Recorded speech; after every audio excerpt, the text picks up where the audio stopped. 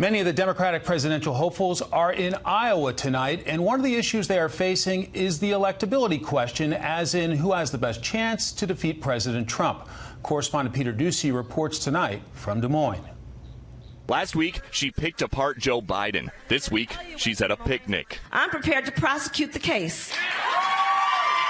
Kamala Harris is trying to build on a buzzy debate debut in Iowa. Not only am I here because I think it is important, obviously, to the campaign, it's important to me personally to be able to hear from the people here to help inform how I think about issues and how I create priorities. The California senator is closing in on the frontrunner Joe Biden, whose poll numbers are buoyed by voters who think he's the most electable, according to a Washington Post ABC News poll. But Biden has been beaten in the fundraising game by Mayor Pete Buttigieg. The former VP's campaign announced today $21.5 million raised in the second quarter, more than $3 million less than Mayor Pete. Biden's campaign is still upbeat about his bank account, calculating he earned more money per day than anyone else since he started, since he was only running for part of the fundraising period. So far this cycle, Biden has focused heavily on Trump, something Bernie Sanders is now doing too, because while Sanders has less money than the president, he's got more individual donors.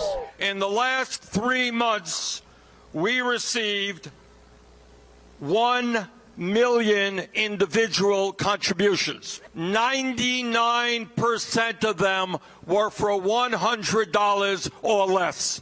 Far beneath Bernie in the polls, there's Beto. Never have had a pollster.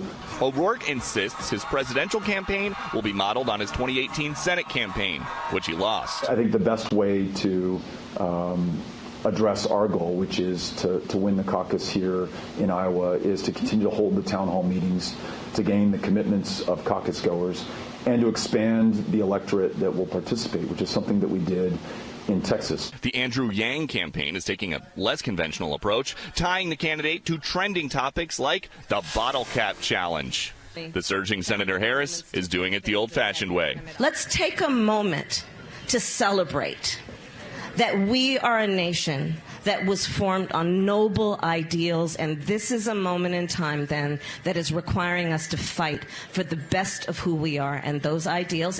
Harris shared the stage at that event with another candidate, Amy Klobuchar, and a few hundred people showed up. In fact, the chairman of the Iowa State Democratic Party told me that's the biggest crowd they've ever had for that event. But it was still less than half the size of the crowd that turned out to see a different Democrat making a solo appearance in Iowa last night, Bernie Sanders. Mike? Peter Ducey in Des Moines. Peter, thanks a lot.